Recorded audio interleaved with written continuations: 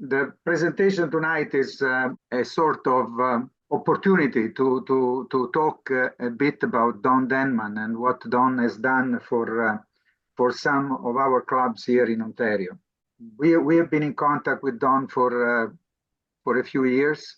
Unfortunately, he passed away earlier in 2024. And as Jim was mentioning before, was reluctant to have his picture taken, so we don't have too many pictures of Don, and this is one of the very few ones that we could find.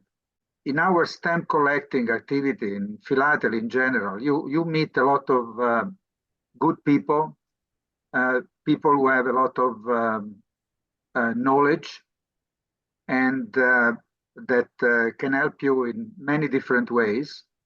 And with whom it's a pleasure to spend time with, and who can tell you not only about stamp collecting, but you end up learning sometimes about so many different things like geology, volcanology, sun eclipses, blood, any sort of medical issues, etc., etc., etc. So in general, it's very pleasant, and it's a very pleasant experience. And sometimes then you meet some very exceptional people who stand up from the crowd and that have the capability of conveying to you so many new things, so many new ideas, and they're full of so much energy that they leave a mark in your mind and in your heart. And definitely Don was one of those. And he has shown that he wanted to help.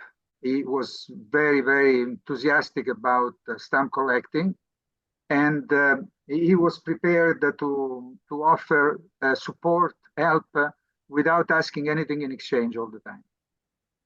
So it's a pleasure for me to talk about Don tonight, and I think it's something that I owe him because unfortunately we did not get the chance to say goodbye to him. And we are really grateful to him for what he has done for us over these years.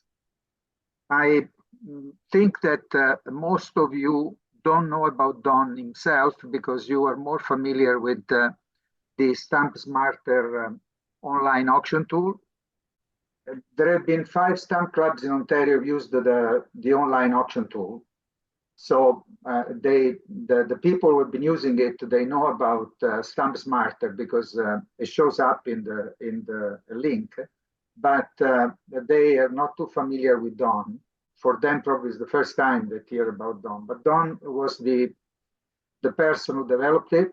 Beside other things I've been talking about tonight, and he did that. Not only for free for the clubs, but also he spent time supporting the clubs in the initial startup stage.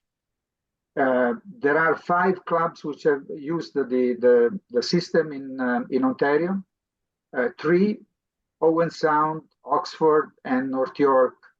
They're using it now on a regular basis every month. North Toronto and Markham have used it a few times.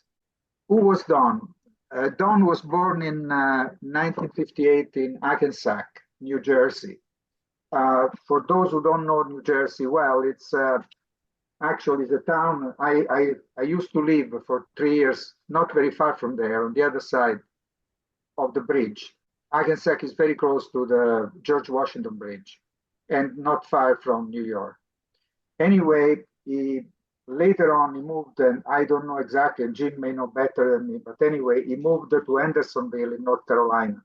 He has been a stamp collector for a very long time, but also he had a lot of very different interests. One was detailing and collecting Studebaker cars, and actually one of his cars was featured in the movie Dirty Dancing. It was a 1956 Studebaker Power Oak. And of course, he was interested in web design, also for professional reasons. He was employed in a technology company, and he reached there the position of Vice President of Engineering and Information. But then, unfortunately, he started not feeling well, and he ended up being diagnosed with cancer in 2014, so 10 years ago. The doctors told him that unfortunately the cancer was progressing very fast, and they told him that he would have only a few months to live. So he decided to retire, and he focused on battling the cancer. And probably because of his energy and this immense vitality that he had, he managed to keep it under control for a long time. And those 6 months became 10 years. Unfortunately, then in this year, late last year and early this year, things got a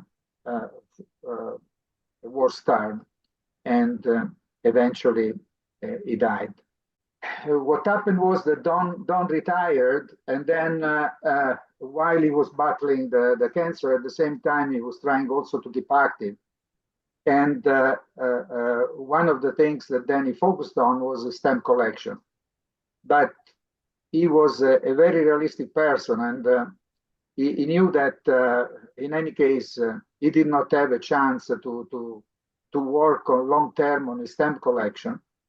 And in his desire to try to leave something behind himself, he started focusing on what he could do to help others to become more educated about stamp collecting, and also how he could contribute to the diffusion of the hobby, and also the diffusion of tools that could help people to learn more about certain activities in stamp collecting. And he came up with the idea of starting a website, which was called Stamp Smarter. And it was basically at the beginning a sort of lecture center, if you want, where you could find different type of information without creating anything new. It was more looking at what was available through also his network of friends, and try to find out if there were things that could be important for beginners, for people who would start stamp collecting from scratch. And so we needed to have some basic knowledge about some very basic things, like even how to get stamps of paper, to a little bit more sophisticated, if you want, questions or programs. The Stamp Smarter website was, if you want, a sort of work in progress all the time. So it was adding a few things here and there, and started to be known to quite a large number of stamp collectors. And in 2019, there is a specific award which is given by the American Philatelic Society, which is called the CARE Award. And in 2019, the American Philatelic Society decided to give this award to Don. And this was done because he, as an individual, he had made enduring contribution that helped guarantee the future of the hobby. I think this says everything. Basically, that's what Don had in mind. He wanted to support the hobby in any possible way, and definitely he deserved the CARE Award, as a lot of work has been put into the Stamp Smarter website. Now, this is just a page from the Stamp Smarter website. It's a very simple, if you want, website, which has got a sort of different features, of which one in particular, the library, I think is definitely something that everybody should consult. And you will see there that from this picture here that you have information about general philately, online exhibits. Of course, there is something about US stamps and covers, as that was the area of of interest also for him, but also things like how to set up your album pages, your album collection, stamp catalogs, and other things that you will see here, how to remove hinges. And in general, what he was trying to do, he was trying to give a support on paper. So copying articles or getting some people to write articles for him, which would help with a specific topic. And then at the same time, because he believed in the visual communication, to have also a video about that. So you will see here that how to detect watermarks. There is an article or a series of articles, and then there is a video. Most of them, there is an article and the video where it was possible. Even some menial things like how to repair covers or to remove curling, and of course how to remove self-adhesive, which was an issue that so many stamp collectors had.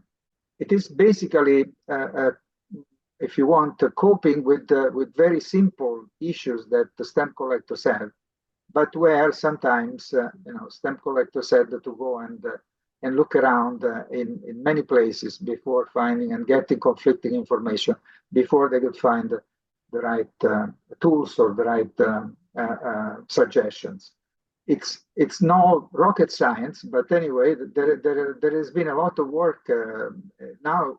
Looking at the library page, it looks very, very easy and to navigate and so on. But definitely, there has been a lot of work put into that, and to supply all this type of information for stamp collectors. What Don has not managed to accomplish completely was community projects. So he started with the idea, or he wanted to encourage people to come up with different projects or different initiatives, and some have been brought up. One definitely, the one of the online auctions. Some other ones, unfortunately, there has not been enough time for developing them. And that's an area also that I am not too aware. Maybe Jim may make some comments later on this, as Jim was very close to Don and his activity. Evidently, there were some things in the pipeline that we never managed to talk to him about. The project that we've been closer to has been definitely the online auctions at club level. We have been lucky enough that we've been able to use the tool, and we have been using this tool also for a few years now. So how did he start with that? Basically, as you know, about 4 years ago, COVID started, and then we were all in every club, we were having a sort of growth issue, if you want, or anyway, a survival issue, because all of a sudden we did not have the possibility to get together. And we were struggling with the idea of how to keep everybody connected and to maintain the spirit and the joy of getting together of the members at the different clubs. And we started with some Zoom meetings, but definitely one of the things that many clubs were complaining about was that people during COVID were spending more time at home. They definitely wanted to work on their collection a bit more. They could access on the internet different places where they could buy stamps, but they were missing the opportunity that they had at club level, where in a much easier way than communicating with people on the other side of the world, you could just communicate with the other members in the club and exchange stamps or sell to each other stamps. All that was lost, and there was no chance to work on that at the club level. But that's where Don saw an opportunity, and he decided to develop an online auction tool. An online auction tool, which, mind you, it's not easy to develop for our type of age group, if you want, because it had to be something that had to be very easy to manage. And both for the people who were handling the auction and also for the people who were supposed to upload the information for the auction. So it had to be something really at a very low level of difficulty for many clubs, including mine, definitely. At this point, what happened was that he was working particularly in connection with American stamp clubs. But one of the Ontario Stamp Club members uh, was reading on Stamboard about this new tool created by Don. And so he contacted Don to find out if that tool could be used also by a Canadian club. And Don's response was very positive. He was enthusiastic about it, as he was enthusiastic about everything, if you were asking him some help.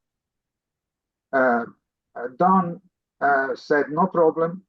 What we will do, I will maintain and refresh the auction pages for the club. I'll give you some basic training.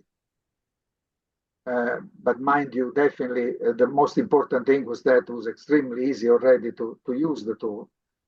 And he offered to participate to the first auctions to verify if there were any glitches or any difficulties that people at the club level would have, and improvements which could be necessary too. So two Ontario clubs, the Oxford Philatelic Society and the Owen Sound Stamp Club, jumped on board right away. And until now, and Phil, you correct me if I'm wrong, they've done over 100 online auctions. And the most important thing is that we are talking about small clubs without a very, very strong financial background. And definitely this was possible to do it at zero cost with beside the Zoom subscription. Other Ontario clubs followed at a later date, including mine, which is the North York Philatelic Society. And for me in particular, this was extremely important because as John mentioned before, the North York Philatelic Society basically was closing down before COVID. Then COVID came, and there was no chance for the North York to survive through COVID. So the club was closed for 4 years with no chances of restarting. Then I decided to restart it at the end of 2022, and in 2023 I was faced with the need of rebuilding completely a connection with the old members and with the new people who wanted to participate. And the online auction was definitely a very, very good opportunity. And I took it on and started doing it every month because I saw how good was for the Oxford Philatelic Society and for the Owen Sound to maintain the link with the club members, particularly, and we're talking winter times, because I restarted the club in the winter, in the middle of the winter. It was also important it was to then allow the possibility to many people who could not probably move so easily to also stay connected with the club. So has been a very important tool for Oxford and for Owen Sound, but even more definitely for North York. I don't know how much all of you have seen of how this tool works, but anyway, basically a loading of the items can be done by the seller by filling a single page with some basic information and one or more pictures, up to 4 pictures. I am present in different platforms like eBay or Del Campe or other ones. And I must say that this one, to me, it's much, much easier than the other ones. And that's a great thing. And I know quite a few members in our club who have difficulty to deal with computers and and would never dare to try to get onto eBay or things like that, but who have found easy to work on this Stamp Smarter tool, and have had no issue to fill in the information and fill all the data on their own, which is a tremendous help, because this means that the people who then have to handle the auction have a very limited work requirement to put into it. Most of the work is done by the individuals who want to sell their items, and then it pops up on the catalog, and at that point there is very little which needs to be done. The auctioneer can move page by page very easily, and at the end, the same evening of the auction, a summary can be made of the sales by buyer, by seller, the items which have not been sold, etc., etc. And that, combined with an updated contact list, can allow basically the day after sellers and buyers to get in touch with each other, and to complete the transaction very, very rapidly. We've been experiencing it month after month, with new people coming in who had no experience beforehand of what they had to do. And I don't know about the other clubs, but in the case of North York, basically we have had no issues at all. There's been nobody who was found it impossible to handle the transaction, or everything has worked very, very smoothly. So I promised to you it was not a long one, and basically I will try to show you a page of the auction catalog. I'm not sure if I'd be so good to manage to do it, but I'll try to show that to you. But I would like to say, first of all, that I was looking forward to the possibility to talk about Don tonight for a few minutes, and indirectly to thank Don for what he has done for the philatelic community and for us. We will miss Don a lot. It was a point of reference that you could rely on, and who would react very fast to whatever you were asking him. And there are very, very few people that you meet in life who have so much knowledge, and at the same time who have so much willingness to help the others at all times, and to share their knowledge without being professorial about it, if you know what I mean, and just being willing to sit next to you and just hold your hand and drive you through the process of learning new things. So from that point of view, thank you, Don.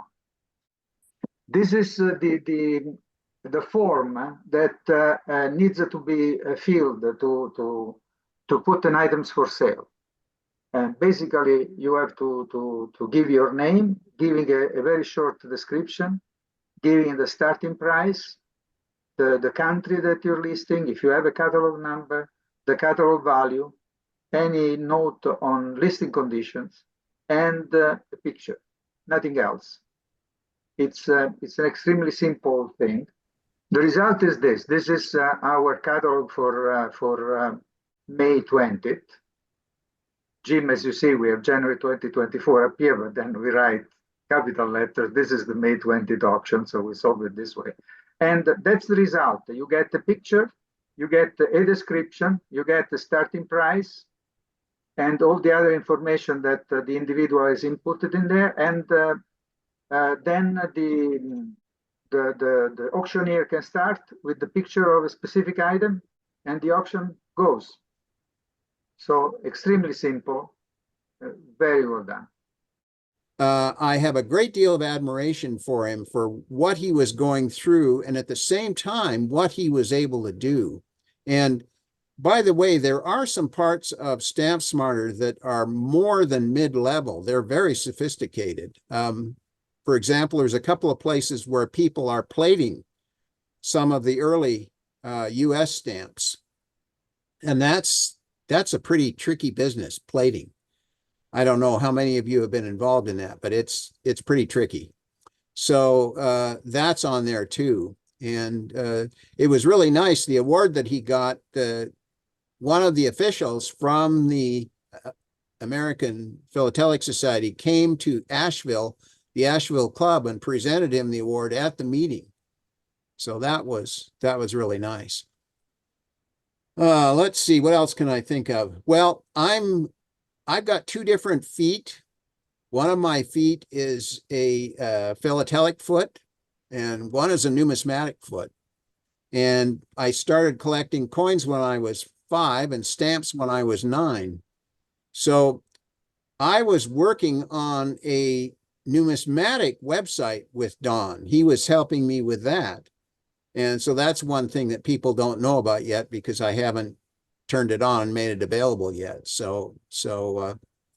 And he also was helping me with PowerPoint presentations on philately, including some Canadian subjects too. I've done a couple on Newfoundland stamps and one on the 1919 Atlantic contest, where they were taking off from Newfoundland and attempting to cross the Atlantic. And so I don't know if any of you have seen that, but if you haven't, you might want to have me bring that presentation to the club sometime and present it. Yes, would be interesting. Be available for questions. The Atlantic one is a really interesting one because the beginning of it is animated, and Don did the animation, and it's amazing. The airplanes are flying around doing loops and stuff, because in that particular contest, there were 4 contestants, all of them British, and every plane crashed at least once. Even the plane that won the contest crashed. I first met at least through the Stamp Community Forum done about 10 years ago. I was always amazed by the patience he has dealing with the moderating and the various ego of every people there. And I couldn't recall anyone that went out of control. I mean, that was an art that he had, that he possessed, and he was always viewing the positive things on all his comments over there. And there were thousands of them. So an incredible person. I remember one day I was talking about on a forum few things, and then I received a note the next day and said, "Well, you want me to prepare a small sheet so you could put your stamps there?" I said, "Very good." The next day, my plating project was right there. I only had to post the image there. After 2-3 exchange of memo, he adjusted the project to what I want, and for the last 5 years, my project has been on Stamp Smarter. So it's really amazing. That's how helpful that person was all the time. I recall this Stamp Community Forum was really what got me into trying to connect with people, especially during COVID period, where we're all isolated in our desk. On behalf of the Oil and Sound Club, we really appreciate, Jim, what Don did for us. He was a glue in the early COVID period.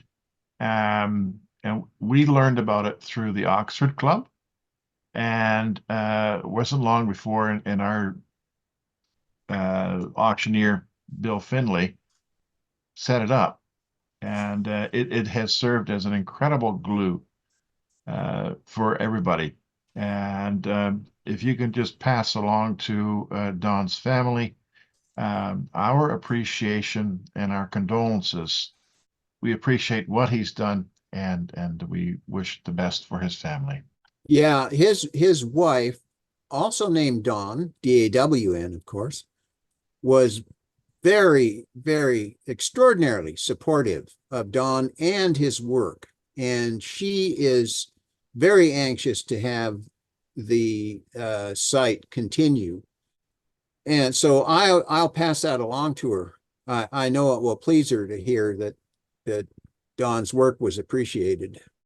So he was amazing. He would help anyone who came to him without expecting anything. He was very, very selfless.